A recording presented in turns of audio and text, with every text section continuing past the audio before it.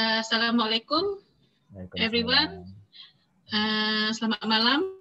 Oke, pertama-tama saya ingin menyampaikan, tadi sudah dikenalkan dengan Pak Beni, cuma ingin menyampaikan background saya. Selama ini saya mengajar di MSU, belum pernah mengajar di mana-mana.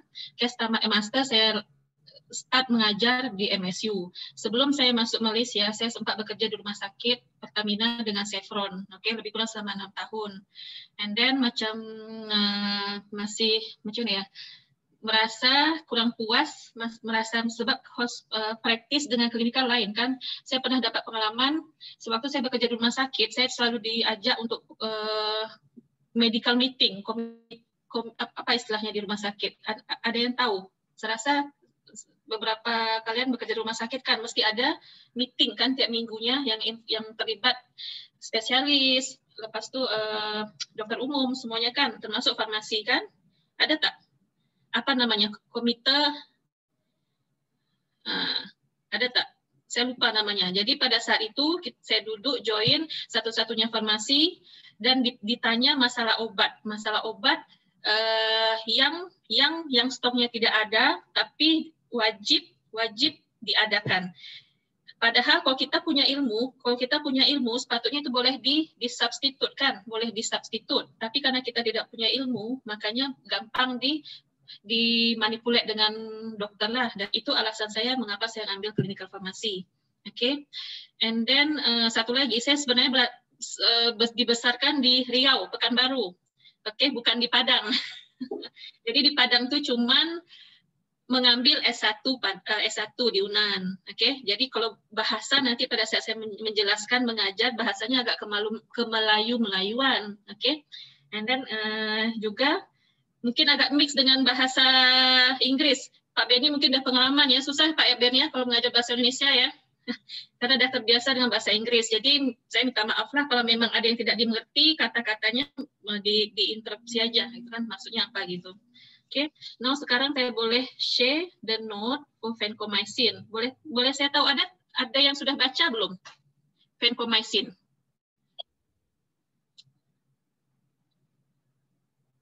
Anyone studied before about the vancomycin? From my note or maybe from dari punya experience dekat hospital, dekat rumah sakit, pernah jumpa vancomycin, dokter prescribe vancomycin untuk apa, and dosis formnya bagaimana?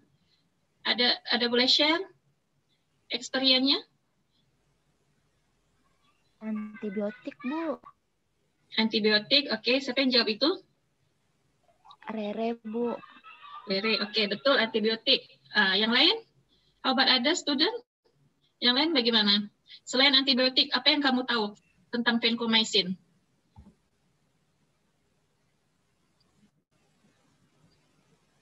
Ada yang tahu? Pernah kamu dispense vancomycin? Belum pernah ya. Oke, vancomycin memang antibiotik, oke. Salah satu famous antibiotik, oke, digunakan terutama untuk penyakit-penyakit yang sudah infeksi, penyakit infeksi yang sudah resisten, especially resisten beberapa antibiotik like methicillin, right? So vancomycin dia guna as the first line, oke. Saya kurang tahu di Indonesia, tapi sewaktu saya kerja di rumah sakit, sewaktu saya kerja di rumah sakit, yang namanya vancomycin itu zaman dulu mungkin sekitar 15 tahun yang lalu itu belum famous sangat kan, tapi belakangan jadi famous, oke. And then yang perlu diingatkan, vancomycin ini mungkin di Indonesia udah start digunakan, tapi belum ada monitoringnya. Apakah di rumah sakit kalian ada monitoringnya? Kita sebut TDM service. Sudah ada? Oke, adakah stok vancomycin di rumah sakit? Ada, Bu. Ada, Bu. Ada, oke. Karena vancomycin ini saya sebutkan tadi, vancomycin first line untuk penyakit-penyakit infeksi yang terutama resisten untuk beberapa antibiotik, kan? Makanya diambil vancomycin, dipilih vancomycin. Tapi apakah di rumah sakit adik-adik semua nih ada servis TDM tak? Ada tak pelayanan TDM? Biasanya cuma di rumah sakit besar, Bu. Oh, rumah sakit besar. Okey. Sepatutnya kalau memang rumah sakit adik-adik ini ada stok vancomycin dan itu digunakan, sepatutnya harus dimonitoring. Alasannya kenapa? Tahu nggak kenapa? Nggak tahu, Bu. Nggak tahu? Okey. Rizka nggak tahu. Yang lain?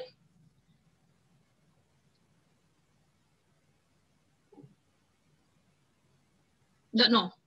Not sure, tak tahu, tak pasti. Okey, alasannya vancomycin ini salah satu obat yang therapeutic window-nya itu sangat kecil. Okay? Kita sebut narrow therapeutic window. Artinya minimum dosis dengan maksimum dosis, okay, itu sangat kecil sekali. Okay? Artinya gini, dengan sedikit kenaikan dosis obat boleh menyebabkan toxicity, boleh mencapai efek maksimum, dosis maksimum, concentration maksimum. Then after that can cause toxicity. Atau kamu mau reduce sedikit saja dosis vancomycin, boleh menyebabkan subtherapeutic effect. Oke, di mana concentration drug dalam plasma, dalam darah kita itu di bawah level of therapeutic. Coba bayangkan. So maknanya vancomycin ini at high risk to get toxicity or at high risk to get subtherapeutic. So what will be happen? Either you will kill the patients or either you will not cure the patients. Kill means toxic, right? You will kill the patients because of toxicity effect, or maybe there is no effect at all and becomes resistance. So at the end up with you will kill the patients.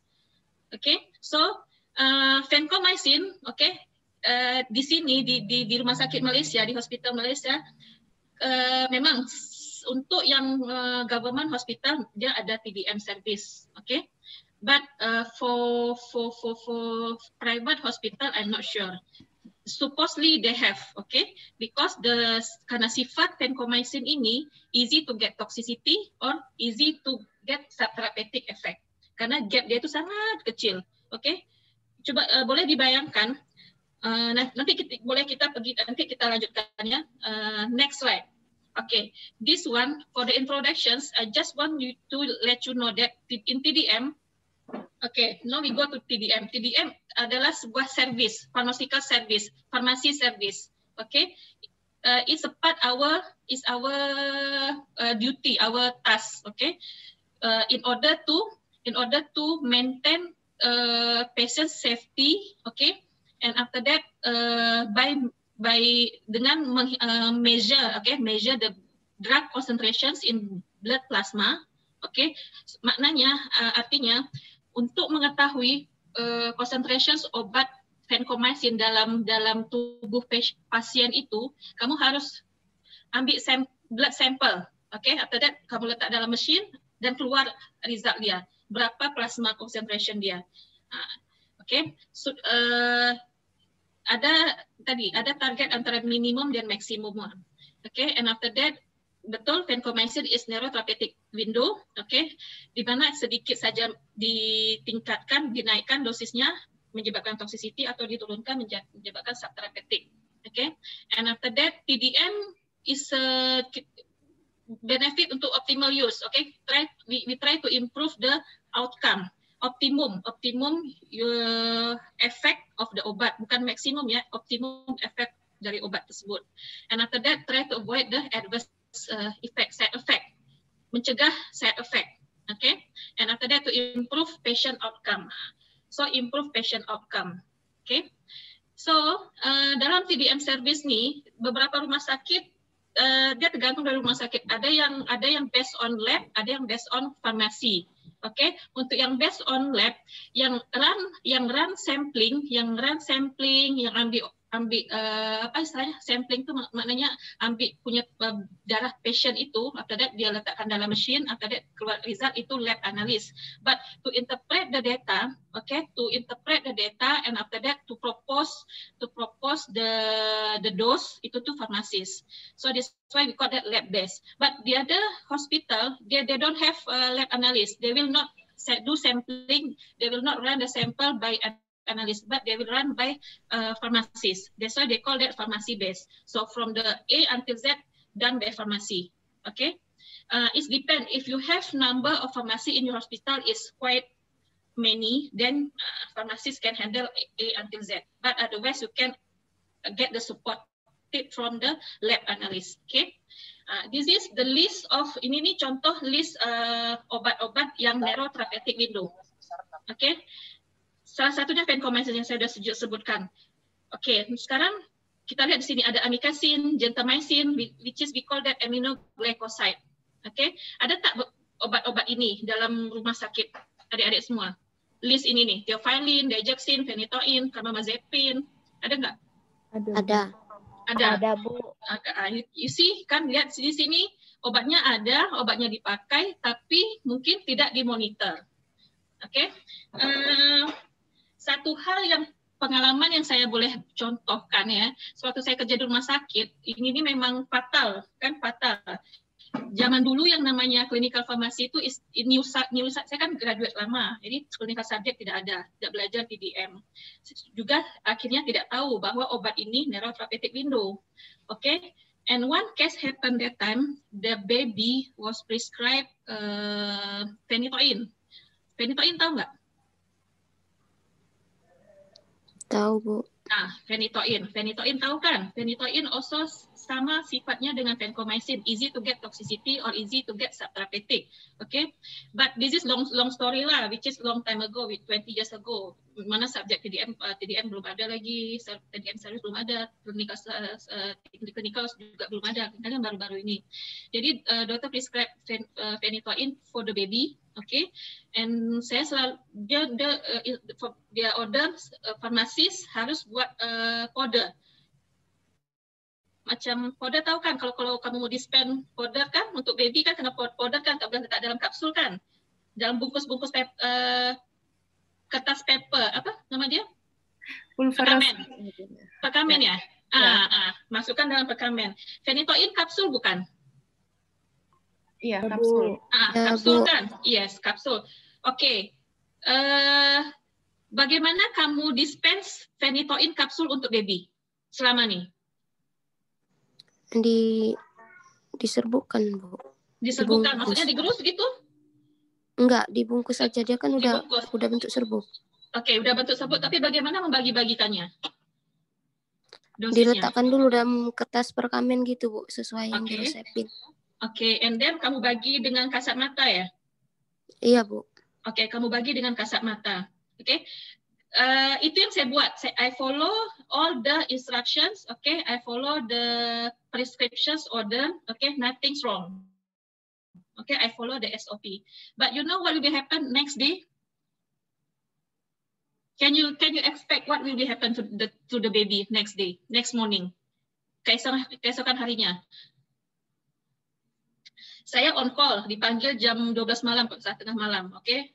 Baby dia ni tengah seizure, kejang-kejang, need phenytoin. Okay, saya datang, saya dispense, follow everything instructions. Okay, but next morning sebelum saya masuk kerja, pukul 6 pagi, dapat call, you know what will be happen? Patients pass away. Patient pass away. So, from this story, do you know what is the moral of the story? Salah siapa ini? Anyone knows? Salah siapa? Apakah salah farmasis? Apakah salah dokter yang prescribe? Atau salah rumah sakit yang sistemnya tidak betul? What do you think? Semuanya salah, Bu. Punya andil. Yes, semuanya ikut salah dalam menangani patients. Okay, karena dalam patient care semua involved kan, semua healthcare kan, dokter, farmasis, lab analyst, everything kan. So pada masa itu patient die, what will be happen? They try to investigate lah, but anyhow yang saya sebagai farmasis, we follow all the instruction, right? So nothing happen. So but I was thinking there must be problem. There must be problem. Okay, why this patient die? Okay, so the problem is if you have knowledge. That's why I always tell to my student lah. Okay, have to be careful in dispense of any medications. Okay, you have to know the properties of the drugs. Okay, especially for narrow therapeutic window. Okay, especially for narrow therapeutic window. Two options: either you kill the patients because toxicity effect, or either make it patients no improvement. There's no tak ada sembuh sama sekali, become resistant, especially for antibiotic. But it's much better if you kill the patient will be happen kan? Itu salah satu.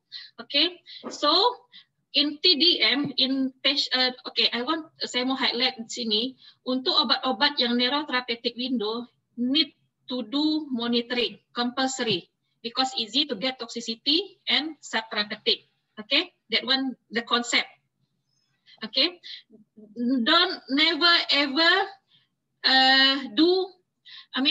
just now kan kasat mata bagi-bagi 12 bungkus kan, that one cannot be done. Okay, you only can adjust the dose after you know the plasma concentrations. If the plasma concentrations already exceed the maximum one, then please stop, halt, cannot continue.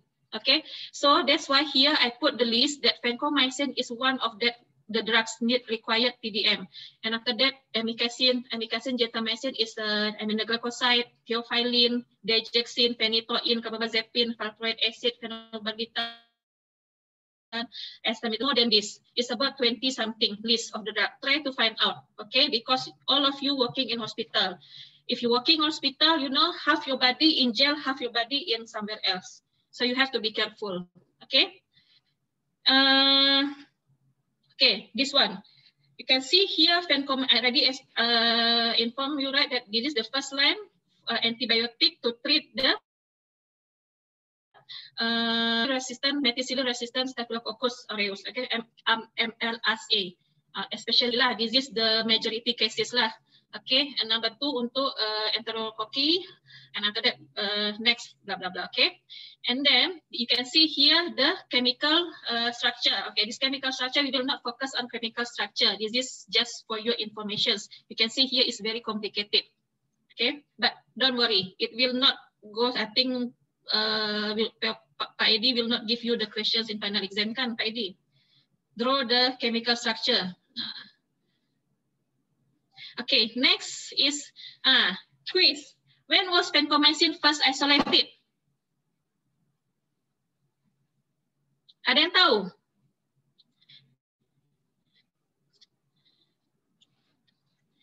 When was vancomycin first isolated? Ayo, googling.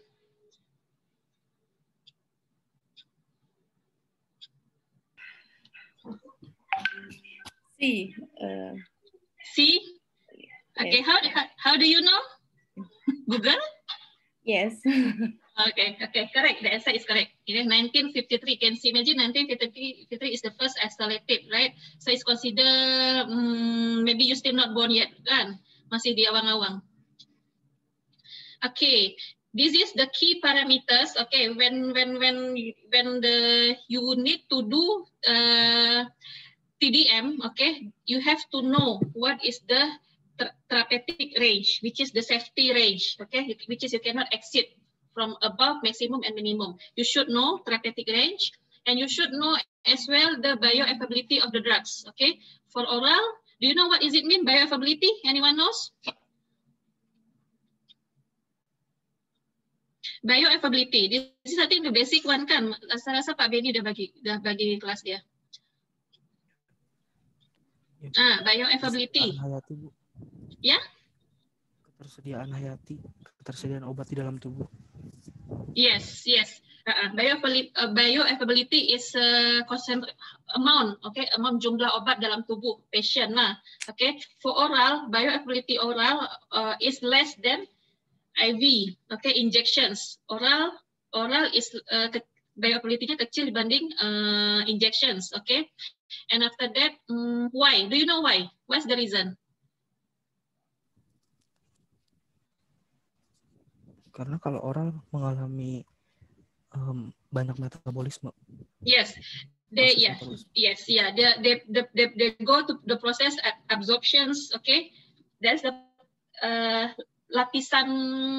Contoh makan obat langsung ke lambung kan. Lambung kan ada lapisan mukosa lambung kan sebelum dia masuk ke pembuluh darah. So mukosa lambung ini consider barrier lah, which is they need to go through, right? So that's why if you take 100 mg of the drugs, okay, example like amoxicillin, they will not, you will not get 100%, which is 100 mg of amoxicillin. It must be less than that. Could be if you good stomach, contoh lambung kamu okay, maximum maybe only 80%, 85, not more than 90. Okay, and some more if you already have problem with the what do you call that,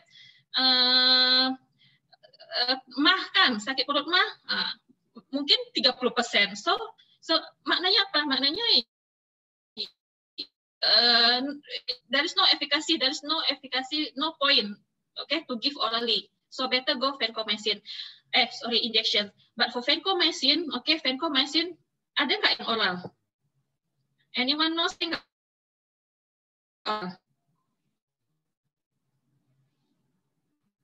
Do you know? Dalam rumah sakit ada nggak stoknya oral? Boleh tahu? Ada nggak tahu? Nggak ada. Vancomycin semua dalam bentuk injections. Okay. The reason why, if you give the oral, you cannot predict how much is the dose will concentration plus drug concentrations will go to your bloodstream.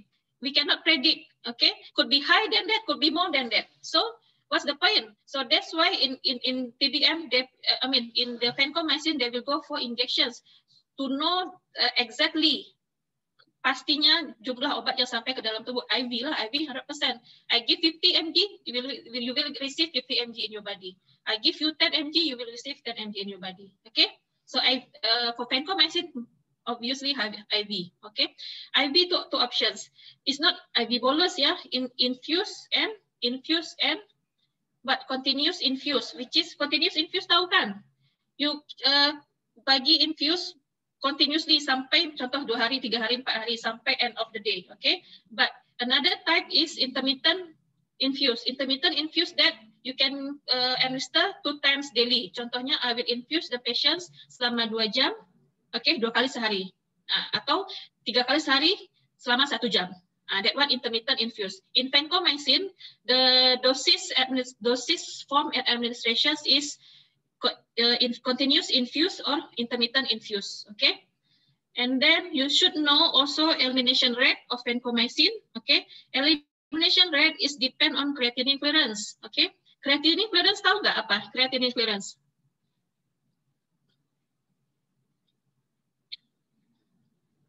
What is it?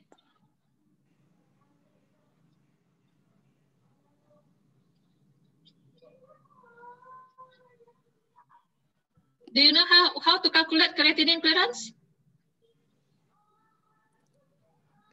Anyone knows? Ada yang tahu nggak? Creatinine clearance. Oh, ini semua kerja di rumah sakit nih, calon farmasis, clinical farmasis. Masa nggak tahu? Creatinine clearance is parameter you need to calculate in order to know the kidney function, okay? Sejauh mana kidney itu berfungsi, sama ada dia normal atau sama ada dia sudah failure, maksudnya gagal ginjal kan orangnya gagal ginjal. So kenapa vancomycin dalam TDM vancomycin we should know creatinine clearance of vanco in particular patient, sebab majority vancomycin they will excreted, dia akan diekspresikan oleh ginjal. Okay, can you imagine if you punya patient ginjalnya sudah gagal, what will be happen? Vanco will be accumulated kan, akumulasi dalam tubuh kan. That's why before you adjust the dose, before you calculate anything, you pastikan patient status ginjal patient macam mana. Okay, before you start the initial dose, before you start loading dose, pastikan status ginjal patient macam mana. How to know the status ginjal patients? You need to calculate the creatinine clearance. What is the formula creatinine clearance? Many formula. There is Salazar formula, there is Cochrane formula, there is another formula. It depends. Okay, try to find out. Okay, and then yeah, okay, and then volume distributions, VD. Also, you should know before you start loading dose, you should know what is the volume distributions of the patients. Tahu nggak loading dose apa? Maksud loading dose? Loading dose. Ayo. Ada dua type dose, loading dose dengan maintenance dose. Loading dose. Itu Bu, dosis yang diberikan di awal gitu Bu. Ya, dosis betul, dosis yang diberikan awal. What is the make it difference? Loading dose, kamu harus berikan high dose on the first time, kan? You kena bagi high dose, but for the first time injections. The purpose is in order to get immediate steady state. Coba bayangkan, kamu punya patients going to die, okay? You punya patient baru masuk dekat ICU. I don't know, maybe after 1 hour is going to be very critically, severe critically. Do you think that you will give the standard dose to the patient? No, right? Then you can start loading dose.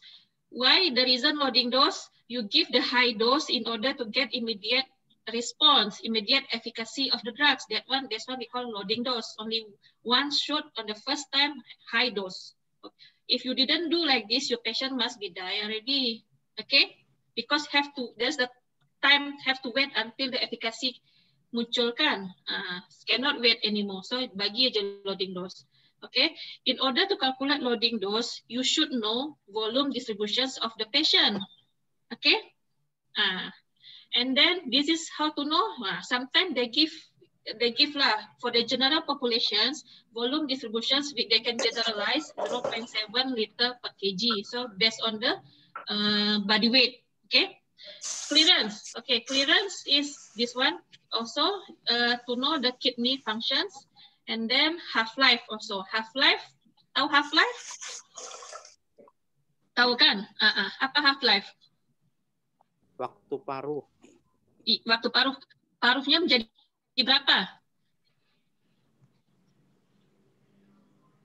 Paruh jadi separuh kah? Separuh menjadi seperempat? Setengah. Nah, iya.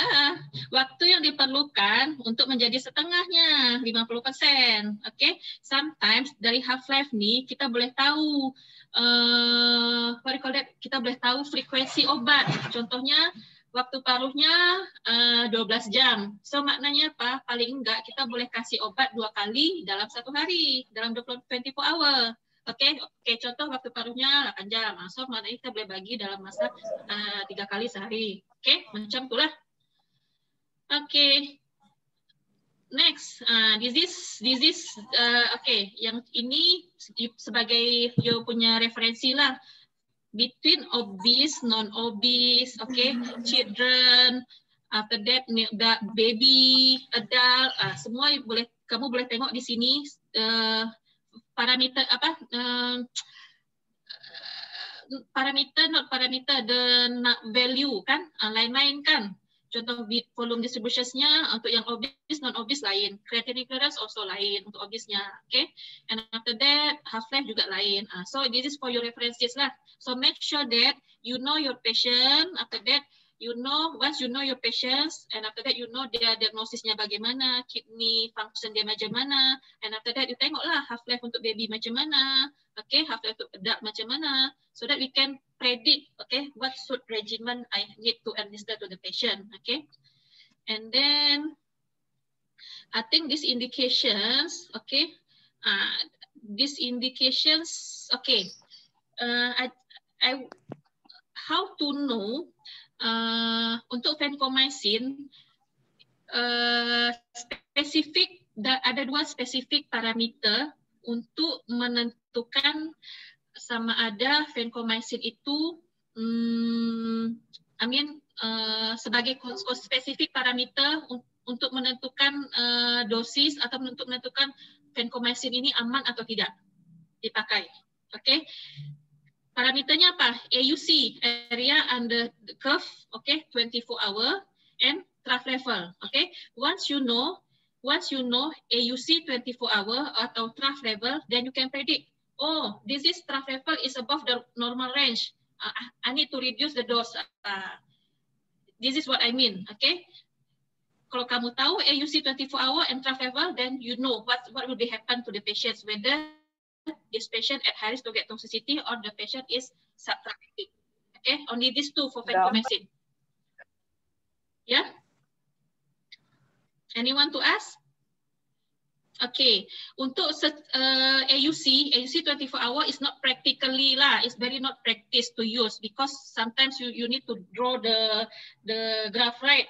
And until you get the figure within 24 hour area under curve, so it's not practice at all. Okay, we use only trough level. We try to find out the trough level. How to get the trough level? Of course, you have to do sampling. Ambil darah patients, masukkan dalam machines, and after that keluar result dia. Okay, when we need to get the trough level, because when you do sampling in any time, there must be give the different kan, banyak result kan. So what is the best time to do sampling in order to get the trough level? Okay, the best time is you need to do sampling is before the next dose. Okay, I already initial the loading dose. Okay, after that until the 3 or 5 half-life. Okay, they will achieve the steady state. Once they achieve the steady state, that I need to set this time. I need to get the sampling patient to know the trough level. So before the next dose, just before the next dose, you just ambil darah dia, tengok. Okay, that one consider the lowest concentrations already. Okay.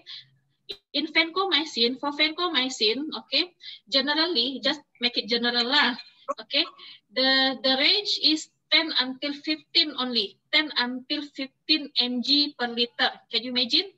It's very, very less, right? Very low, kan? But some drug yang TDM, even micro mg, okay, not mg, micrograms. Can you imagine? That's why monitoring is very play important role to save the patient life. Okay, so for vancomycin, the range of trough level is 10 until 15 mg per liter only. Cannot be more than that and cannot be less than that. You know already the reason why. Okay, and they said here for the AUC, okay, for the AUC, the number is 400 until 600, but don't be confused.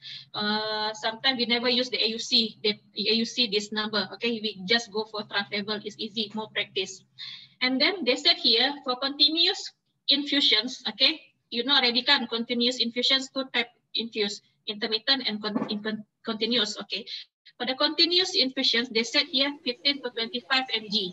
Okay, but for critically ill patients, okay, which is need more dose, okay, which is you cannot compare with the other disease. Other disease you just need 10 to 15, but for severe one you can give more, okay, which is here, this one 20 until 30 mg per liter, so little bit higher than general one. Okay. So that's why you have to screening your patient lah, see the patient, is it patient critically or not, okay. If critically, you require the loading dose, and after that, the maintenance one, try to achieve the little bit higher the trough level. Okay. Saya explain terlalu cepat atau macam mana? So far, understand or not?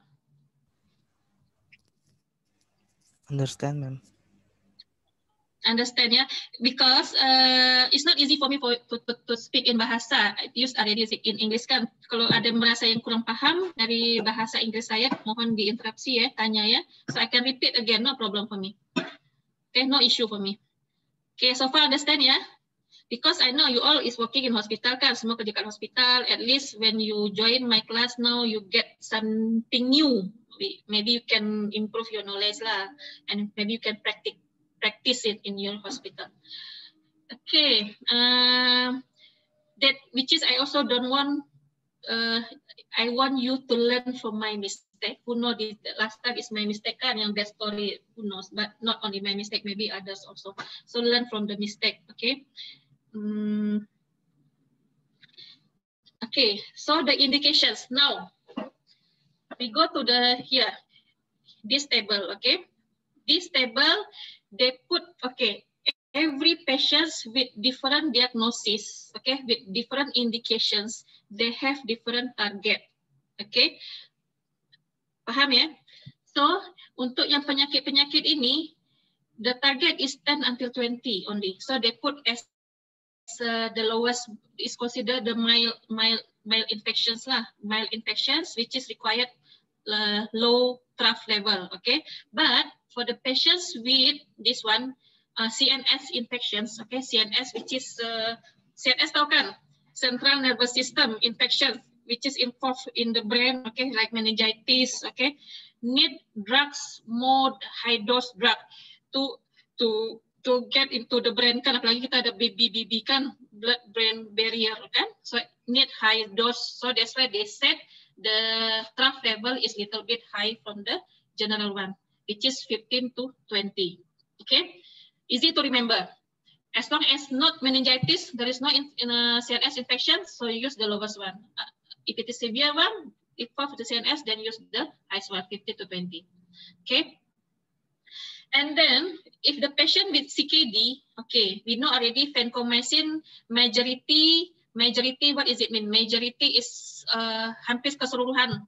Okay, vancomycin dalam tubuh will be eliminated, will be excreted through the kidney.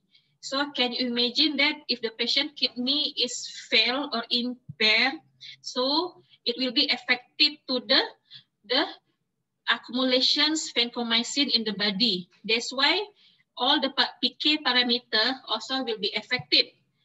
Okay, that's why PK parameter also will be affected. Here they said for renal impaired patients, they said is little bit high, 15 to 20 mg per liter. Okay, same like meningitis, same. So you should know your kidney patient functions. Ya, ginjalnya okay masih ke atau sudah gagal atau setengah setengah gagal, macam itulah. Okay. And then dosis pediatric. You can see here they try to differentiate doses between pediatric and adult. Okay, two type of doses, loading dose and maintenance dose. Okay. You can see here dosis how to set the dose. Disease saya punya note berdasarkan Ministry Kementerian Kesihatan Malaysia. Okay, semua hospital mengacu pada guideline ini. So saya punya note berdasarkan guideline Malaysia lah. Okay, dosisnya untuk menghitung dosis ada dua teknik. Okay, teknik pertama berdasarkan references, guideline. Maksudnya apa? Contohnya references atau guideline tersebut menyebutkan 15 mg per kg, okay, 20 mg per kg, or 100 mg per kg. Maksudnya it's just simply that you just calculate based on the body weight kan, berdasarkan berat badan kan. Do you think is it difficult or not? Gampang atau susah? Gampang. Gampang, ya. Selagi tahu berat badan, selagi tahu standar dos dia, referensi standar dos dia, berdasarkan guideline kah, berdasarkan many references, just kalikan aja lah. Then you will get the standard dose untuk patient itu. Okay, itu satu one teknik, satu teknik. Teknik yang kedua, kalau kamu nggak mau tengok references, teknik yang kedua berdasarkan PK parameter, berdasarkan pharmacokinetic parameter. Oke, caranya bagaimana? Caranya kamu harus carilah creatinine clearance dia, kamu carilah volume distribution dia, kamu cari lagi elimination rate dia, lagi cari apa lagi, half life dia, semua PK parameter. At the end up with that you find out the loading dose, you find out the calculate the maintenance dose. Okay, so this dua teknik saja, berdasarkan references atau berdasarkan PK parameter. Mana yang lebih gampang? The first one. Yes, the first one. Okay, the first one is very easy. But remember, when you use the first one, mana yang lebih akurat? Do you think the first one is more accurate? No, the second one is more accurate. Yes. The second one is more accurate because you try to approach, okay? You try to approach the significance PK parameter changing. Okay, so the second one is more accurate. But the thing is, either you select number one or number two, any one is doesn't matter. Okay, you select number one can be accepted. You select number two is much better. Okay, but for easy practically for initial dose, okay, which is the patient never received before yet, okay, you just want to you give a dose, you can go for the references based on the body weight and the standard dose.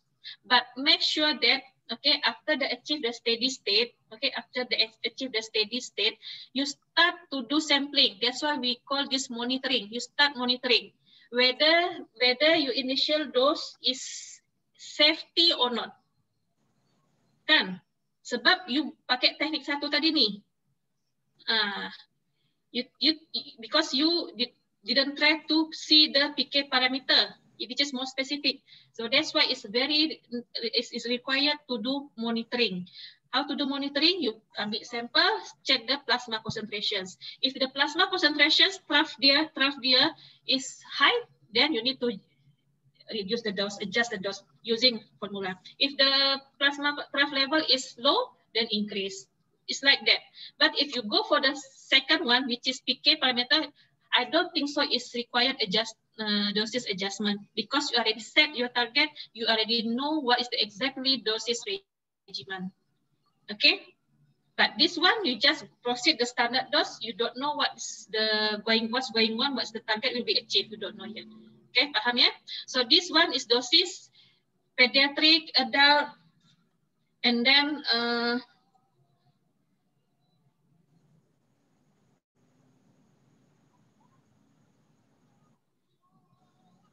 okay, sorry. And then based on the critical occurrence, just see the references, and after that, what is mg per kg, that's all. Okay, so I will not explain more, you just see here, because this is for your reading as well.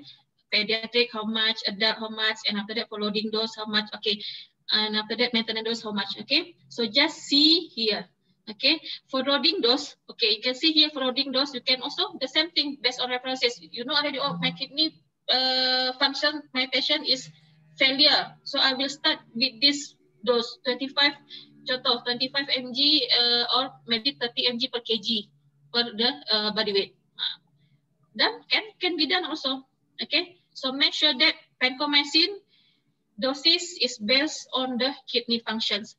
Okay, number one, and also whether the adult or pediatric. Okay, and after that, this one, yeah. I think this one is symptoms meeting to the following. Loading dose. See the loading dose, sometimes you should know lah why this patient need loading dose. Patient ni perlu loading dose, yang satu patient lagi tak perlu loading dose. Kenapa?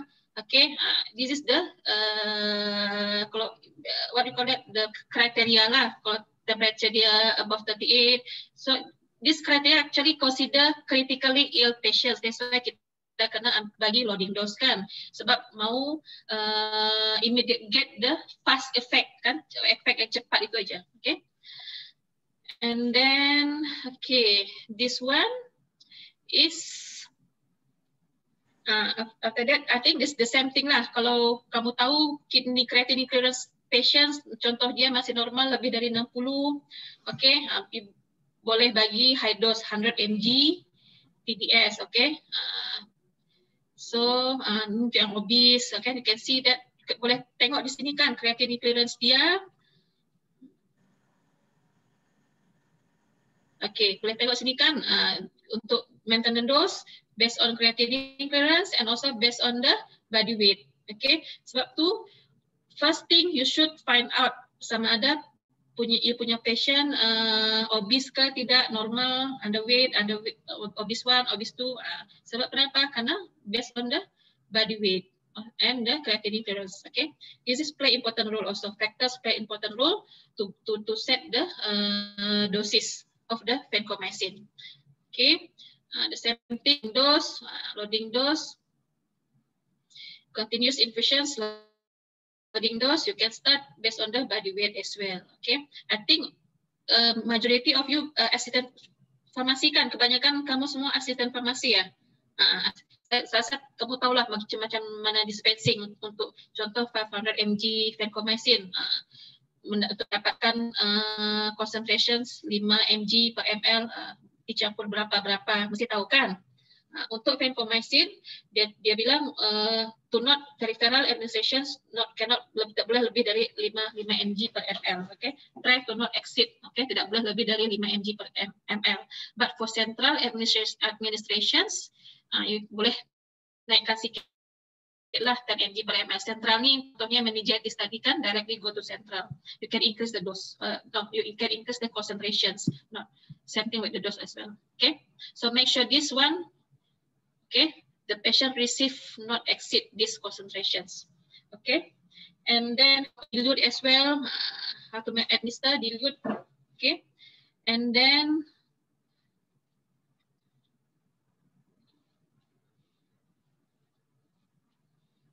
okay, I think untuk yang ini sama aja. The same thing, maintenance dose. Boleh contoh dia Cratia, contohnya sekitar 40 mg, atau mau bagi divided dose, dosis bagi 500. Okay, that's why untuk yang vancomycin either continuous or intermittent. Intermittent boleh 2 kali sehari atau boleh 3 kali sehari. Okay, just this guideline ini dia dah set dah.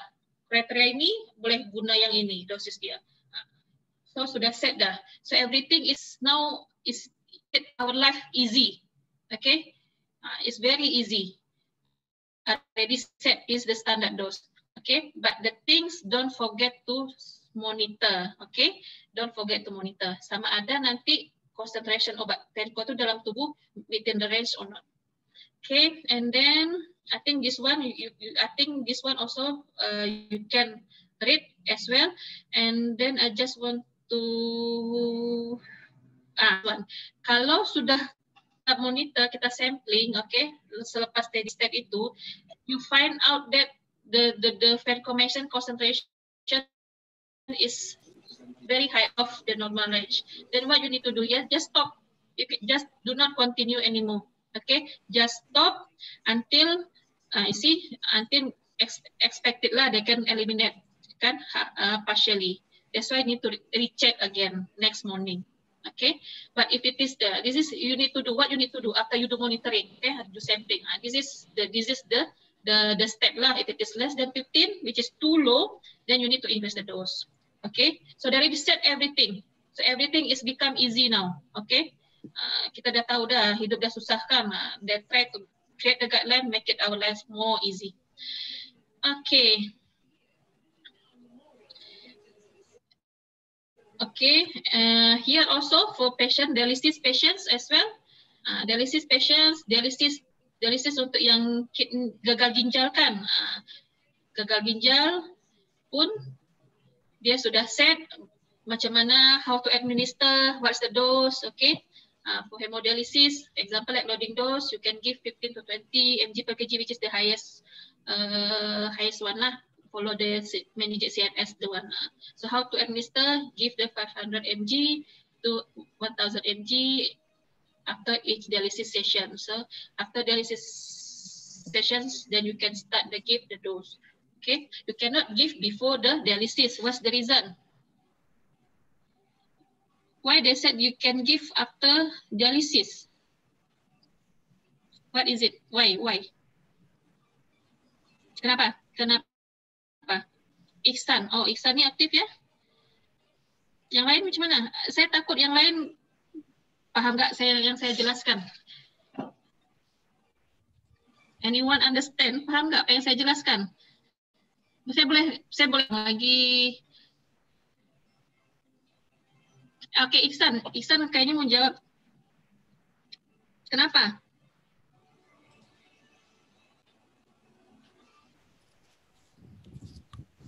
Kurang tahu juga, Bu. Kurang tahu. Iyalah, kalau kamu bagi sebelum dialisis, belum sampai efek dia sudah dikeluarkan lewat mesin. Oke, itu dia bilang kan selepas dialisis.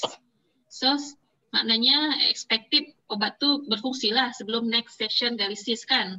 Kalau kamu bagi sebelum dialisis, otomatis belum tercapai efeknya udah dikeluarkan lagi. So habis duit kan, duit habis, patient masih sakit. That's the reason. So that's why you have to know the patient's background. On dialysis kah, kidney dia macam mana, heart failure, on dialysis, mestinya dibagi setelah dialysis kan. So you can see here lah. And after that, CAPD. Okay, the terms you try to find out. Okay, CAPD is like peritoneal dialysis. Okay, PPD, peritoneal dialysis. Alright, now, okay, before we go, sebelum kita masuk interactions, ada soalan yang mau ditanya? Kira-kira paham nggak? Understand? Paham nggak? Macam mana konsep TDM itu? Majority drug is the concept is the same. Semua konsep dia sama, obat digoxin kah, obat phenytoin kah. But what is make it difference is the standard dose and the target peak level and trough level. Target concentration itu yang membedakan dia. Okay? So but for vancomycin, key parameter in order to evaluate the toxicity or efficacy vanco itu ya dia kita tengok parameter dari AUC atau trough level. Okay? That one is give significant lah data. But not peak level ya, trough level is enough. But if you want to obtain untuk mendapatkan peak level also no problem, can also, okay. And then ada nggak soalan pertanyaan nih sebelum saya lanjutkan ke interaction so far? Bagaimanakah hitung loading dose? Bagaimana dapatkan maintenance dose? Ada nggak pertanyaannya? Ada yang mau ditanyakan? Ya Bu. Iya, siapa jawab? Iya tuh. Iksan, oke Iksan. Ya. Apa namanya? Kalau tadi kan dijelasin kalau misalkan kita untuk nentuin dosis itu selalu berdasarkan body weight. Ada nggak sih Bu? Maksudnya untuk kenapa itu alasannya selalu menggunakan body weight? Apa itu cuman karena dari volume distribusinya aja atau ada reason lagi gitu yang lain? Oke, body weight itu kan salah satu parameter kan dalam kita menghitung dosis, bukan untuk TDM obat aja, untuk semua obat. Contoh kamu kalau kerja di farmasi ada parent dia beli obat dia untuk baby, untuk anak dia, mesti dokter tanya berat badan dia berapa kan. So to make it our life easy lah, they make it standardized to in order to get the doses is based on the body weight. Okay, based on the body weight. But somehow, anyhow, that's why dalam TDM ni, you should know, kamu harus tahu body weight tu banyak tipe dia. Okay, ada yang ideal body weight, ada yang actual body weight, ada yang total body weight. Okay, so because why? Because ideal body weight is the ideal one, based on the height, based on the age. Okay, you can see two people. Okay, ada kamu lihat dua orang. With the same age, okay, saya dengan contoh saya 30, Iksan 30, contoh lah, saya tak tahu masih muda lagi, okay, contoh 30. Tapi kalau kita tengok physically, who is more height? I think you more height than me kan? So do you think that mesti kan kita punya actual body weight is different kan? Mungkin kamu lebih berat lagi dibanding saya, kan? So that's why we have to find out with our height, with our age, what is the ideal one. Okay, in this TDM, sometimes the formula is required, sometimes formula itu yang diperlukan ideal body weight, not actual body weight untuk TDM. Kenapa? Karena komposisi lemak, komposisi lipid, okay, itu berbeda-beda masing-masing orang. Okay, tapi untuk generalnya untuk menghitung dos adalah actual body weight. Amoxicillin berapa?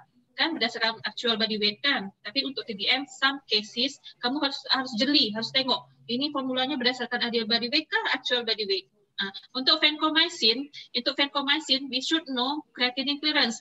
Untuk creatinine clearance, we should know the patient obese atau tidak. Untuk mengetahui obese atau tidak, kamu harus hitung ideal body weight dia. Kalau dapat ideal body weight dia, kamu compare dengan actual body weight ini, kalau perbedaannya lebih dari 20%, itu consider obese. Kalau perbedaannya kecil dari 20% saja consider normal. So kita boleh pakai actual body weight. Tapi kalau untuk obese, you cannot use the actual one. Yeah. So macam itulah konsep dia. Okay. The lipid compositions. Ya. Ya. Halo Bu Erni. Assalamualaikum. Halo. Halo. Aku mau nanggung kono tapi gurung buka ya. Aduh, tak paham.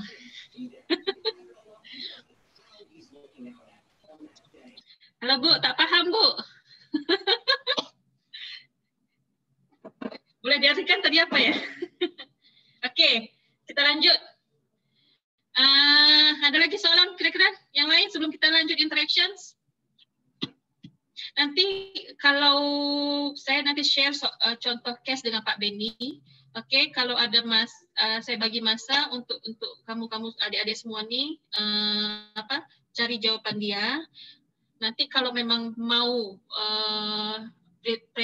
presentasi atau discuss, boleh lagi nanti tentukan waktunya. Oke. Sometimes kalau teori oke, masih blur kan, masih mengambang. Macam mana praktiknya? Praktisnya ini ada case nih. Saya boleh bagi case nanti. Oke. Oke, so far saya harap paham ya. Understand ya? No interactions, oke? Kita tahu kan obat-obat ni chemical semua kan. So chemical ni sometimes must be ada interactions dia lah. Not only interact with the drugs, okay? Interact with drugs, but also interact with disease, kan ada interaksi dengan obat, bahkan ada juga interaksi dengan obat dengan penyakit. Oke, untuk vancomycin sendiri, oke, vancomycin ini obat dengan obat, contohnya akan menghasilkan toxicity effect. Contohnya kalau dia berinteraksi dengan aminoglycoside. Aminoglycoside contohnya apa? Contoh aminoglycoside. Pernah dengar gentamicin? Sin lah, gentamicin, tobramycin, sin. Okay? So you have to be careful. Kalau kamu jumpa resep pasien, okay, dokter prescribe vancomycin and also golongan contohnya juga prescribe gentamicin dengan vancomycin, then you have to be careful. You remind the doctor, are you sure that you want to prescribe patients with this dose? Okay, I mean with gentamicin and vancomycin. The doctor must be asked you why, what's going on? I just want to remind that this drug, gentamicin can increase the concentrations. Vancomycin can increase the concentrations of gentamicin. If the gentamicin concentrations increase in patient body, what will be happen? The patient can get the toxicity effect. Contoh toxicity effect adalah nephrotoxicity, atau ototoxicity. Pasien boleh jadi peka kalau tinggi sangat gentamicin, atau pasien boleh jadi AKI, acute kidney failure. Okay, so you have to remind the doctor. Jadi salah satu contoh. And vancomycin juga boleh menurunkan efek dari beberapa obat. Contohnya vaksin of BCG. So make sure that this interaction lah, okay. And then how about the drug interactions? Vancomycin also sometimes when the patient burn ni terbakar ni kadang dia mempengaruhi, will affect to the albumin level, okay? And after that, why albumin level?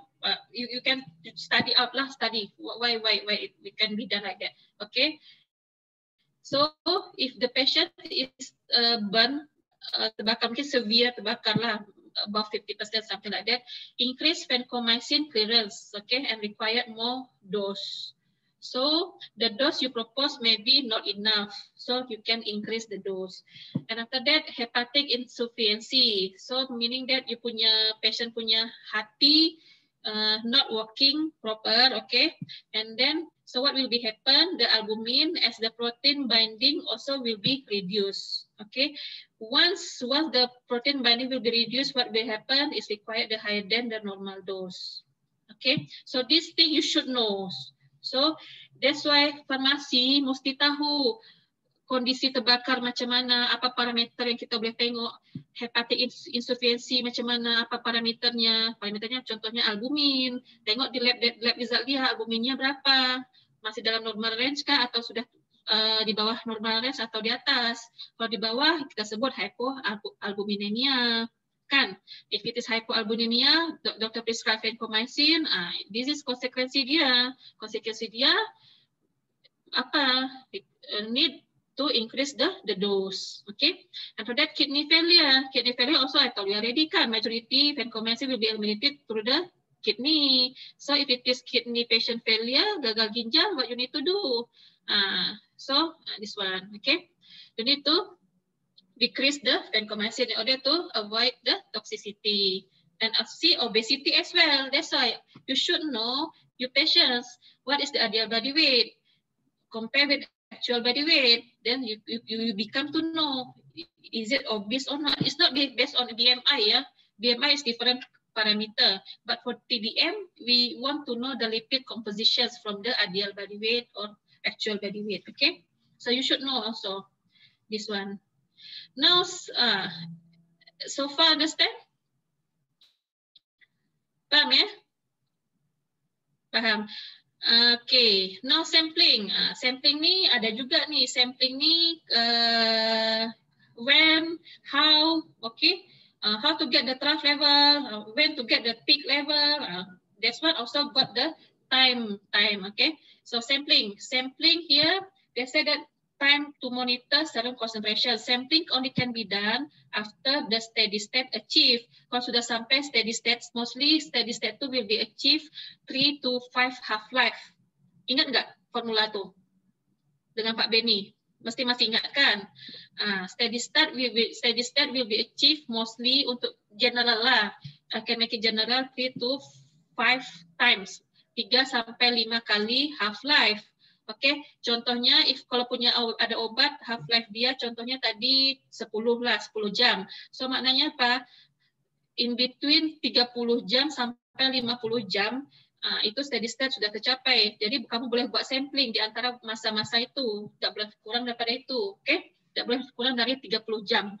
Consider not valid, the data is not valid. Okay, and then how to do sampling? Okay, this one when to obtain the serum vancomycin concentrations after dose initiation, the first dose. Okay, if the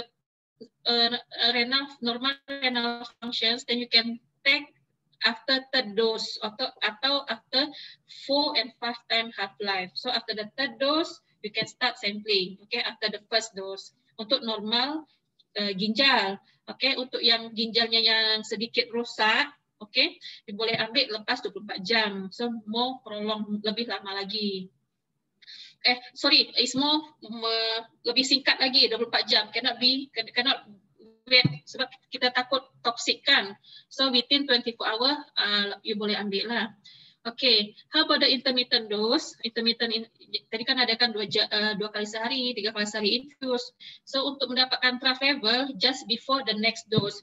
Sebelum kamu suntik the next dose, okay, after steady state, ambil lah, sampling lah. Kalau kamu ambil sesudah dose, then the result dia bias, not valid. Must be high kan? One high, you interpret the result, oh I need to reduce the dose. In fact, it's normal. Paham kan? Paham nggak? Understand nggak?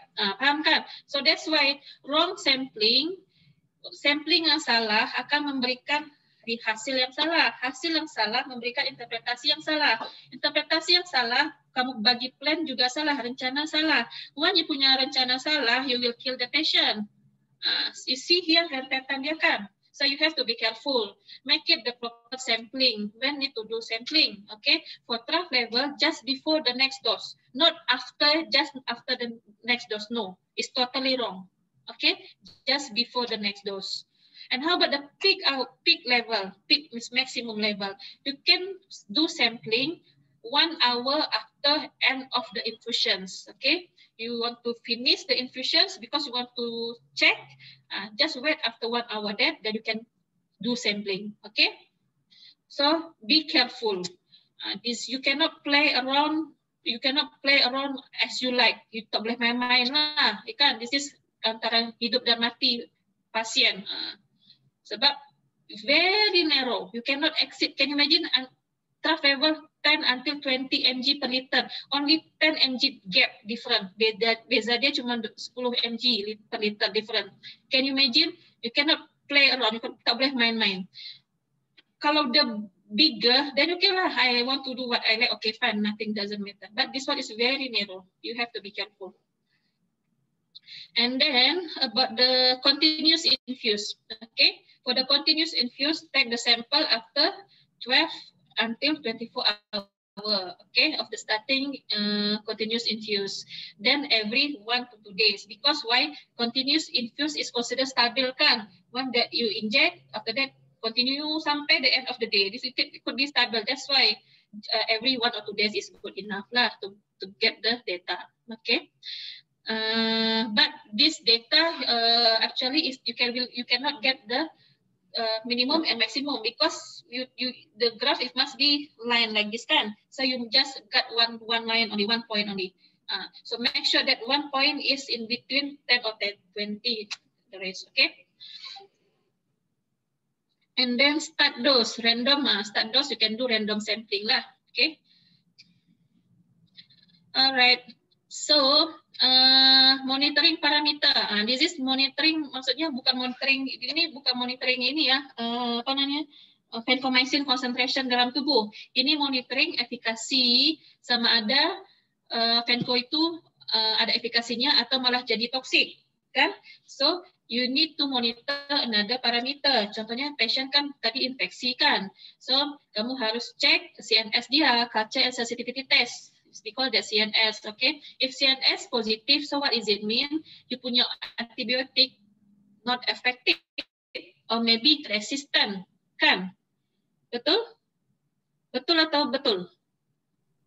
Betul.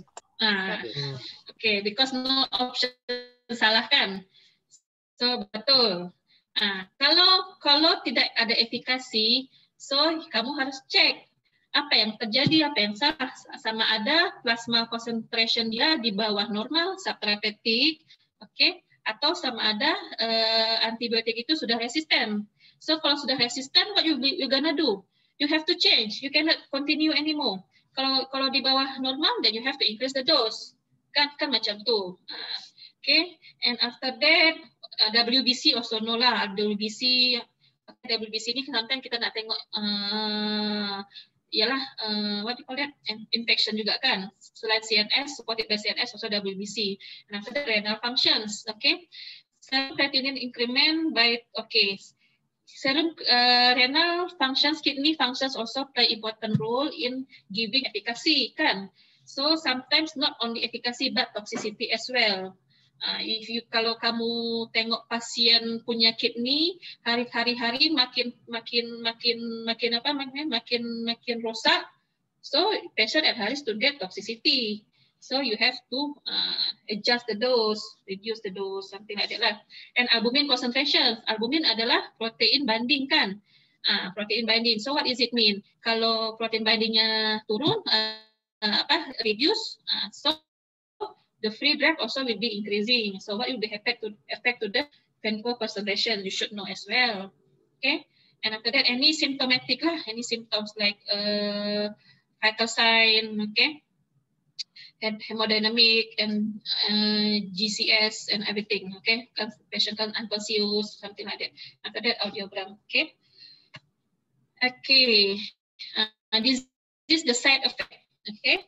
So you should know also the symptom of the side effect of the patients. Sometimes in dalam respond patients to receive chemical drugs is different kan, even though we set the target within the range. Okay, so you should know also identify is there any toxic symptoms.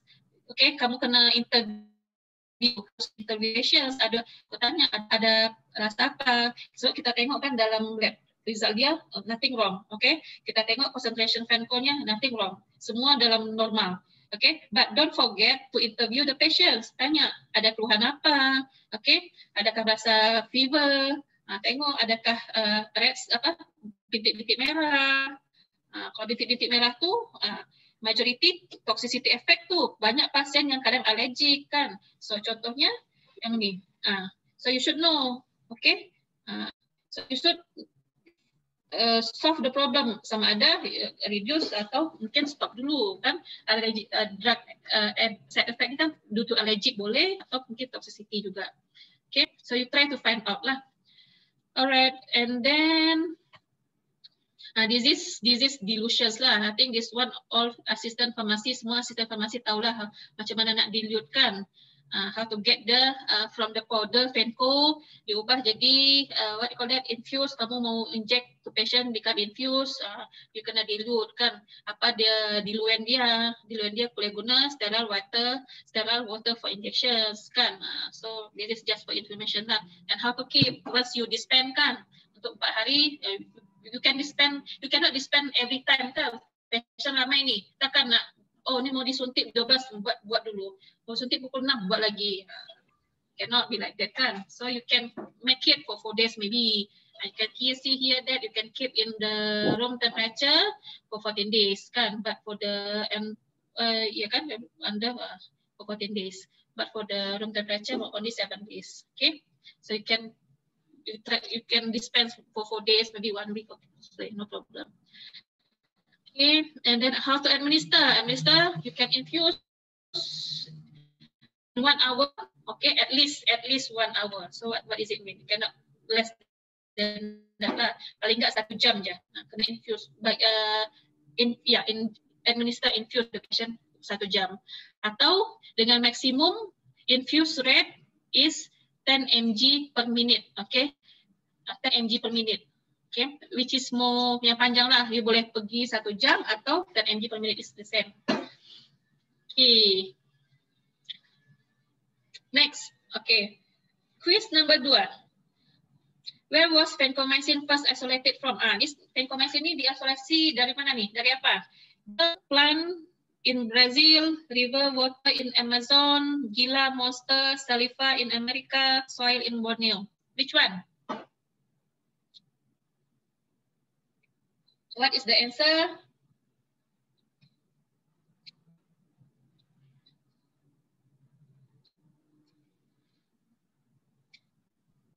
Yang lain, I expect you.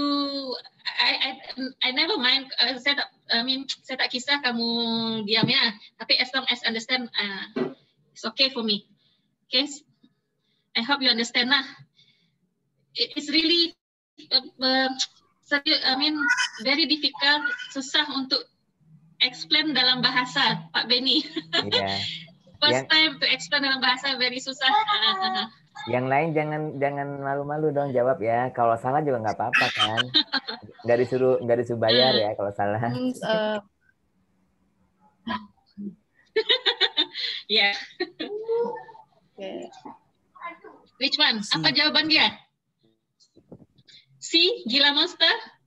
Okay, tahu tak Gila monster itu apa? Ini contoh dia nih, Gila monster ini kayak komodo, tapi dia warna merah. Ini Gila monster nama dia. Do you think vancomycin isolated from here? What do you think?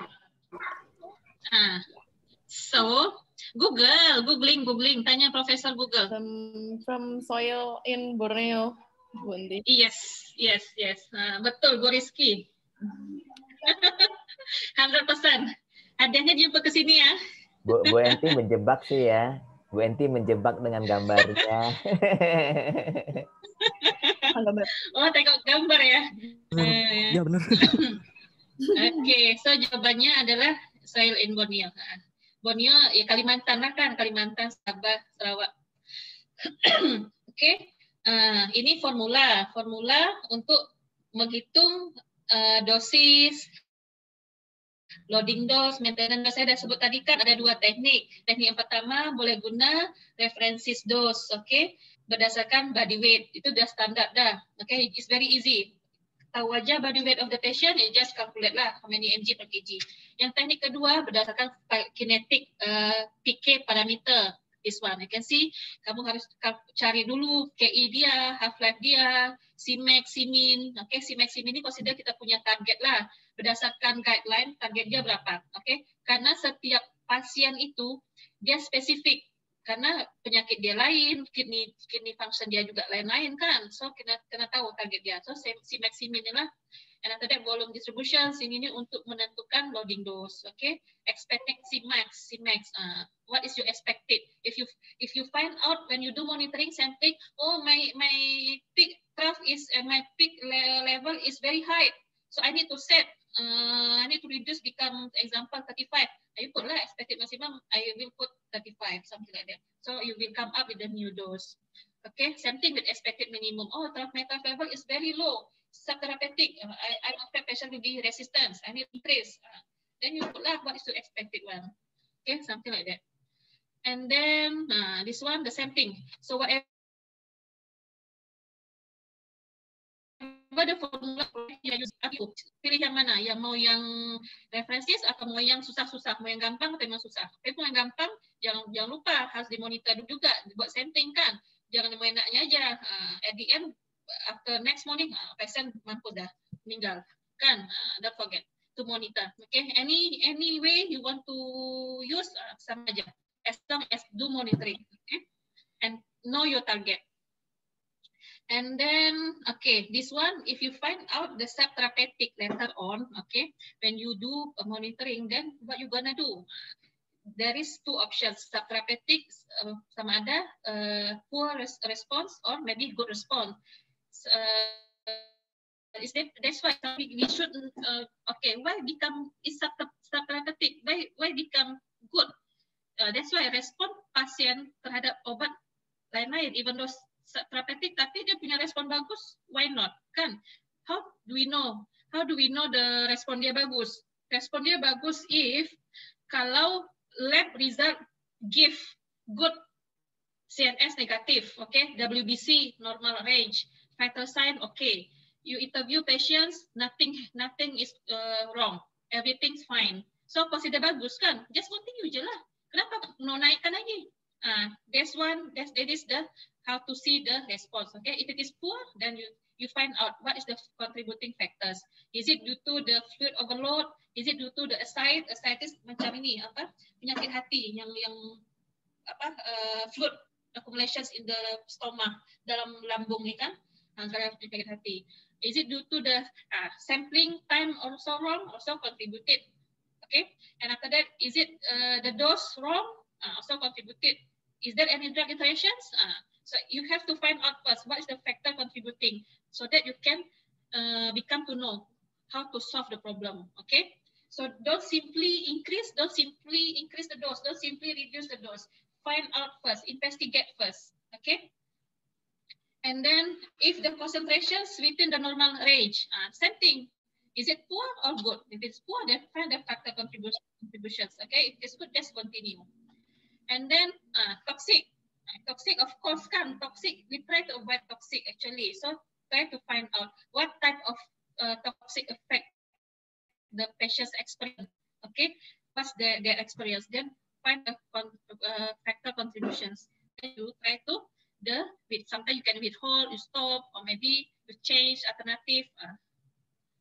Okay, this one is just illustrations. Okay, illustrations that when you disease. Okay, this one I try to just illustrations so that what just now explain many things. Okay, example, I give initial dose. Okay, after 1, 2, 3. Okay, it's 3. I consider this already achieved the steady state. I do sampling, and I find out that drug concentration plasma is below the normal. So what should I do? I find out first, is it poor response? Is it good response? If it is poor response with this one of the reason, then I want to increase, then you just increase the dose. Once you increase the dose, so the figure dia macam ni lagi, naik kan, jadi di atas, within the range. This is the range. That is the concept lah. Okay, this is the concept. And then, okay, if you find out that your patient's resistant with vancomycin at the end, so you can change with alternative one. You can change to daptomycin, linezolid, or trimethoprim, or sulfamethoxazole. Okay, this one is more effective. Okay, next. Quiz number 3. What is the answer? Google. Ayo, cepat. I think you should know lah, kan? Rep selalu jumpa asisten ke jumpa farmasis je? Atau jumpa doktor je?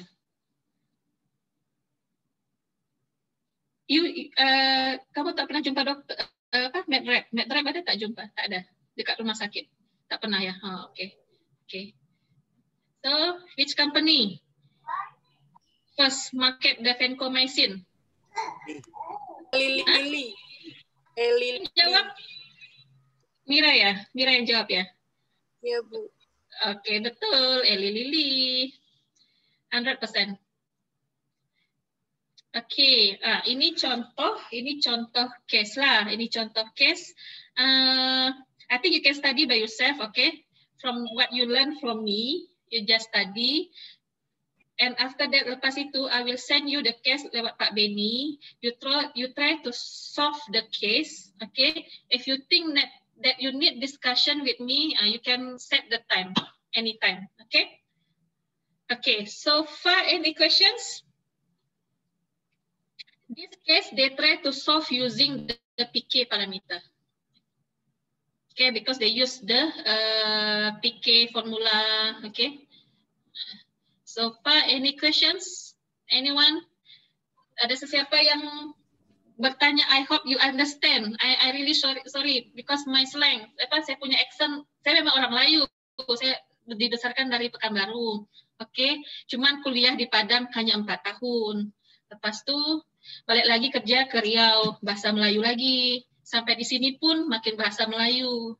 Jadi when I try to explain dalam bahasa Indonesia macam memang susah lah. Tapi mudah-mudahan semua paham. Ada yang mau ditanyakan? Ma'am, I got other question. At the first of the presentation, you told that this is out of the vancomycin TDMC. At the first, you told that acetaminophen is have to monitoring juga gitu kan. Apa alam itu kenapa? Oke, acetaminophen itu nama lain dia apa? Paracetamol. Kenapa perlu di monitor? Ada yang tahu? Artinya semua kita pernah ambil paracetamol kan, kalau demam sikit ambil Panadol dan paracetamolnya kan. Do you think that perlu dimonitor ke tak? Perlu, oke. Kenapa? But pernah dimonitor tak? Aja simply ambil aja. Pernah nggak dimonitor? Nggak kan? Nggak pernah kan? Oke, acetaminophen itu spesifik kasus untuk terutama pasien-pasien yang mengalami gagal hati, liver problem, oke, masalah hati. Contohnya cirrhosis, hepatitis, oke, maybe cancer.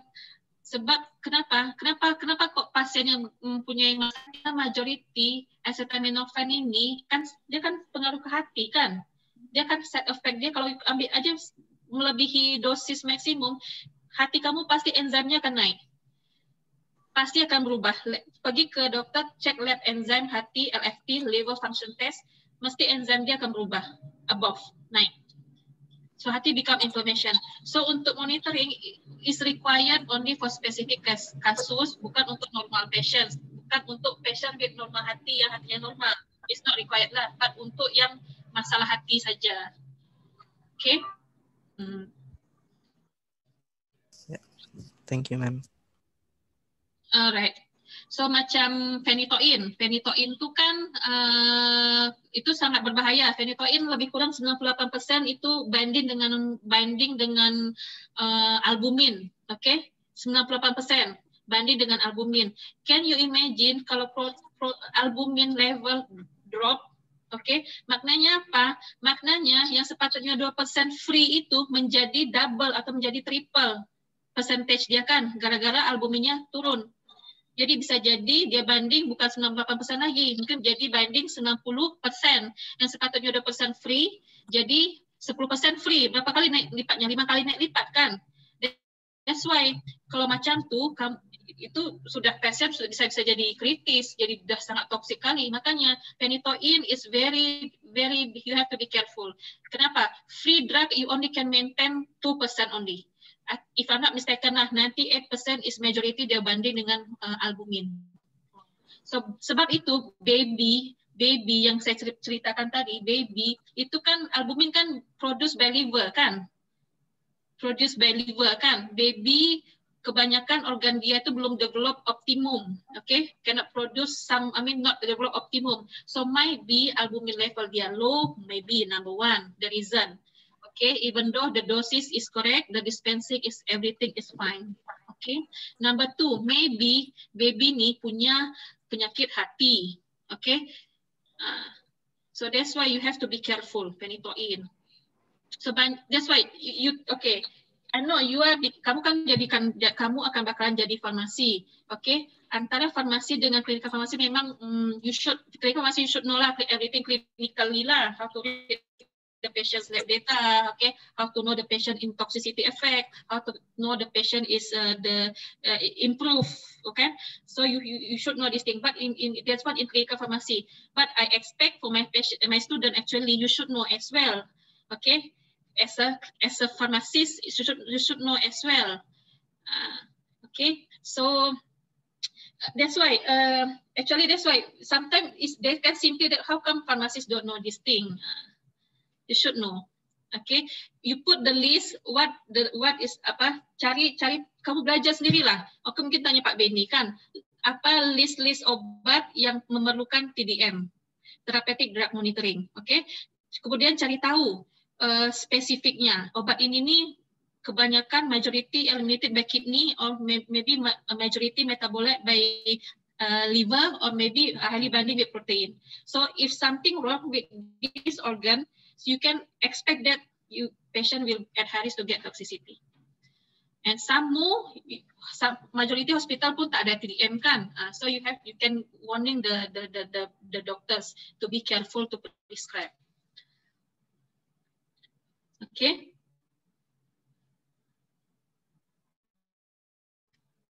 The concept is like that. Every drug is almost the same. Just try to find out, study by yourself. One more thing. If you many article study mention that is majority case in hospital 80%, okay?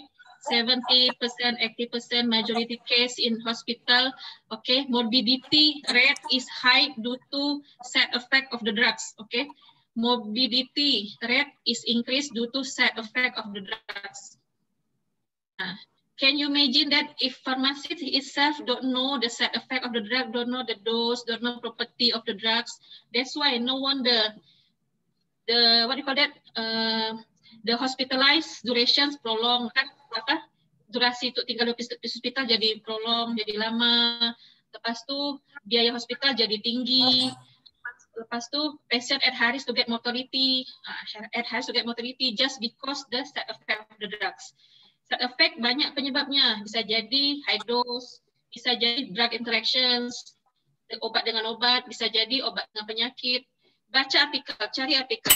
Kebanyakan pasien admitted atau prolong dia punya itu gara-gara obat. Banyak penyebabnya, DRP, drug related problems. Nah, ini salah satu DRP lah, this is salah satu TDM dan Neurotherapeutic Indo. Okay, anything else? Otherwise, saya akan serahkan ke Pak Benny. Ya, terima kasih kepada Bu Enti ya. Ada pertanyaan lagi nggak? Mungkin masih ada satu terakhir ya.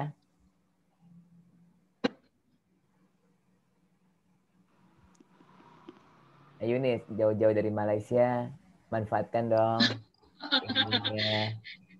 Dekat aja, sebelah-sebelah dengan Tangerang. Mau tanya Bu, Ya. kalau misalnya di rumah sakit kan Mhm. tidak ada fasilitas yang TDM itu. Mhm. Jadi kita bagaimana ya Bu biar bisa aman? Oke, biar bisa aman, kamu harus makanya farmasi kelemahannya dia tidak bisa baca kondisi pasien, itu masalahnya. Karena dia tidak dapat akses kan, dia tidak dapat akses pasien profil. Adakah profil pasien itu kan, medical record dia kan, sama ada kamu boleh buka itu atau tidak? Kamu boleh buka atau tidak? Atau boleh pegang? Nggak boleh. Nggak boleh. Boleh. Iya. Nah, kalau boleh berarti tinggal kemauan sendiri untuk belajar. Oke, tengok pasien punya profil, tengok kondisi dia, apa yang abnormal kan. Lepas tu kamu buat clinical judgment. Clinical judgment meaning that what's going on with this patient. Oh, my patient kidney failure. Oh, my patient liver failure. Oh, my patient hypoalbuminemia. Okay? Because why farmasis sendiri kita dah consider expert, ahli dalam obat. Maksudnya tahu standar dos, tahu minimum maksimum minimum maksimum level untuk obat tertentu kan. And after that tahu semuanya pasal side effect obat kan. Kalau ditambah lagi kamu tahu pasien punya history, okay, medical history itu, lepas tu kamu buat clinical judgment, then you can inform to the patient, inform to the doctors. Sama ada dosisnya terlalu tinggi.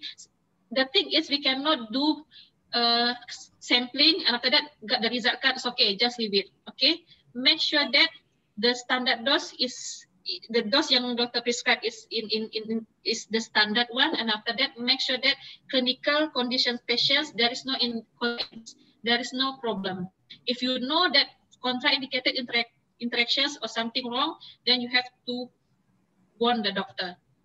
If you have something, contoh kan, dokter ini pasien kidney dia nih, rasanya ketinggian dosisnya. Tuh, tapi ya komunikasi skill lah, communication skill. Sometimes doctor don't want to listen us. But if you have good knowledge, okay, you boleh defense, you boleh argue, persuade the doctors. Oh, this is nih dok, ini apa? Ini artikel menyatakan begini. Ini studinya sudah terbukti. Dia mau ngomong apa? Diam aja. Mau nggak mau, kita menang. Gitu caranya. Tapi kadang dokter mau tetap yang dosis yang diberikan sama dia, Bu. Doesn't matter. Maknanya dia akan bertanggung jawab. Yang penting tanggung jawab kita sebagai farmasi, sebagai tanggung jawab moral kita tahu, kita infokan. Yang menjadi masalahnya, yang kamu tahu, tapi kamu tidak menginfokan. Nah, itu saja. Kecuali kalau kamu tidak tahu, it's okay, fine. Tapi kamu tahu, kamu tidak menginfokan, dia tidak mau mendengar, maknanya sih sudah, kita sudah menjalankan tanggung jawab. Itu. Makanya saya bilang, kerja sebagai farmasis, clinical pharmacist actually is quite tough lah. Antara hidup dan mati. Hidup dan mati pasien, kita juga kan. Kalau salah-salah, kita pun boleh dikena sanksi juga. Actually kalau ini TDM ini memang topiknya bagus lah, betul-betul bagus. Kalau kamu menguasai, kamu kerja di rumah sakit, betul-betul kalau kamu menguasai kerja di rumah sakit, semua orang akan memandang kamu, semua orang akan nanya kamu, ini gimana nanti, ini gimana, seriously, betul. Makanya cobalah belajar, try to improve your knowledge. Boleh tanya Pak Beni tuh, Pak Beni tuh. Kalau kurang paham. Iya Bu, makasih Bu. Ya, sama-sama. Ya, sudah terjawab Rizka pertanyaanmu? Sudah Pak. Ya, I hope lah boleh dijawab. Ya. Oke, terima kasih banyak untuk Bu Enti yang telah meluangkan energi dan waktunya ya untuk kita dan ilmunya ya, men-share ilmunya. Sama-sama Pak Beni. Ya. Dengan senang hati sharing knowledge kan. Iya. Dan kesempatan ini juga karena Bu Enti juga termasuk dosen JGU. Di atas kertas. Jadi Di atas kertas ya. Ya, di sini ada juga Bu Rizky, ya, Pak Al, Bu Dewi, Bu Nopra ya. Kalau mungkin ada komentar Bu Rizky, Pak Al. Oh ya, Bu Rizky dekan ya? Iya. Iya, Bu. Oke, kalau Pak Alhara dosen klinikal juga dengan Pak Beni satu tim. Oke. Ya, Pak I Al, think saya tadi dosen dengan satu lagi saya punya student Nopra Tilova. Yes, now join Nopra. Saya Oke. Oke. Ini student saya juga, Madam di sini. Ya, student. That's why I know you. Oke, siapa lagi yang satu tim Pak Ben? Yang sekarang nih itu aja. Ya, kita Ada Ibu Dewi. ada di Bu Dewi. Mana Bu Dewi dia? Bu Dewi keluar ya, udah keluar ya. Oh, Bu Dewi. Tadi ada tadi ya. Tadi ada Bu Dewi. Oh, jadi berapa orang yang di klinikal jadinya totalnya? Clinical 2 saya dengan Bu Rizky. Nopra sekarang masih menghandle farmaseutik dulu, tapi nanti mungkin ya Bu Rizky ya. Oh. Pak Al kimia dan dan yang berhubungan dengan kimia. Oh, oke. Ya. Very tough subject. Kimia. Ya, bagaimana komentar kalian mahasiswa ini? Oke nggak? Ngerti nggak? Coba, ngerti nggak? Paham Bu? Pak. Paham. Paham apa nih? Subjeknya. Bisa ya, bisa mengikuti ya. Gimana Bu Rizky? Saya penasaran nih Bu, in hospital in Malaysia, if there is an indication will TDM perform on all patient gitu. Apa semua pasien itu jika ada indikasi akan dilakukan TDM gitu ya? Related with cost maybe too expensive. Selama ini saya kirim student ke Sungai Buloh dia ada TDM dia kan. Not all patient lah, but only patient at high risk to get toxicity dengan spesifik kondisi tadi kan, ada yang kidney, spesifik untuk yang masalah ginjal aja, kebanyakan lah itu aja. And some more, kalau dia orang kan ada record kan, kalau consider kondisi patient itu lebih kurang sama, kadang dia tidak melakukan TDM, he just interview the patient kan, ada keluhan macam tu. Memang cost dia memang tinggi. Actually kita boleh buat collaboration loh, dengan JGU, boleh hantar student dekat sini buat research, lepas tu saya boleh hantar student dekat hospital untuk buat research TDM. Saya ada hari itu satu student buat research tentang vancomycin TDM.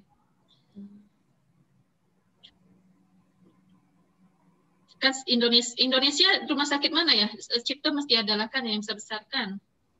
Cipto, cuman sekarang juga sepertinya kalau memang tidak untuk penelitian tidak Bu. Jadi Indonesia TDM cannot be done. The first is related to hospital equipment, facilities that do not have TDM equipment. Terus the cost is maybe too expensive. Maybe BPJS insurance will not cover it. But actually, with hospital kan consider dealing dengan life kan, death or life kan. So kalau dia consider machine is not, I mean, if you didn't do any monitoring, okay, the hospitalized durations will be prolonged. Also cost, okay, morbidity rate also will be high. So also cost medicine also will be high kan, again cost. So actually there should be calculation analysis lah, which is more cost. Either to buy the machine to run the TDM or not, let the patients have this all costs.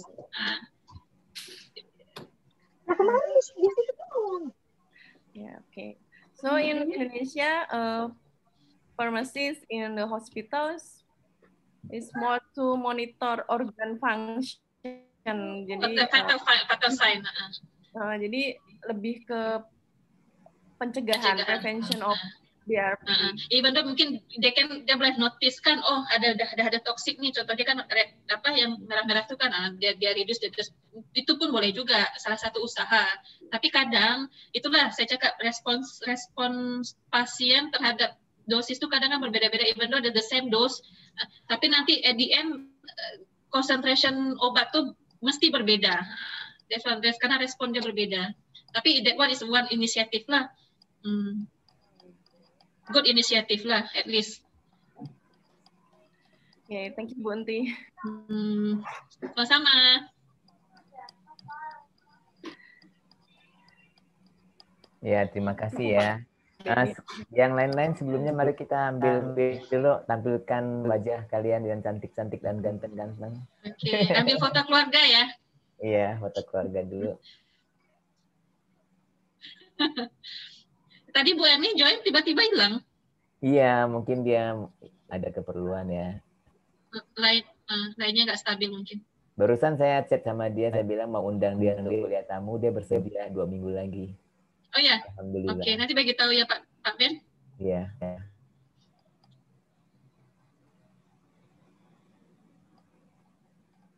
Oh, ini ada yang lagi kerja ya. Novita lagi di rumah sakit. Novita Fitri. Saya nampak background dia ada ini. Ya Bu, lagi kerja dinas malam. Oh ya, rumah sakit mana? Di Rumah Sakit Budi Kemuliaan di Jakarta Pusat. Budi Kemuliaan. Oh, oke. Jakarta Pusat. Saya sempat magang di Rumah Sakit Ibu dan Anak sebelah itu apa namanya? Darmais apa ya? Rumah Sakit Ibu dan Anak. Rumah Sakit Harapan Kita, Ibu. Ya, Harapan Kita sebelahnya apa? Ibu dan Anak Harapan Kita ya. Saya pernah magang di sana. Iya. Saya pernah magang di sana. Ayo ya. Siska, Yuda, Tania, mana? Si Iksan mana nih? Iksan ketutup kameranya. Ayo Iksan. Mungkin lagi ada pasien.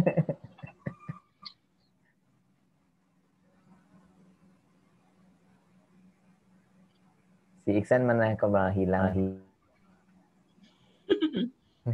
Lagi ada pasien mungkin. Enggak, dia nggak kerja kok. Oh, dia nggak kerja. Di rumah. Oh, ramai juga ya nih. Berapa nih? Iksan itu kerjanya jadi ini lab technician. Technician di rumah sakit? Ya, di universitas mana gitu ya. Universitas mana? Oh, oke. 1, 2, 3. Ada lagi, ada satu lagi. Tadi satu lagi, ya, 2 nih. Ada satu lagi tidak. Tadi kayaknya ada 2, udah pada keluar semua ya.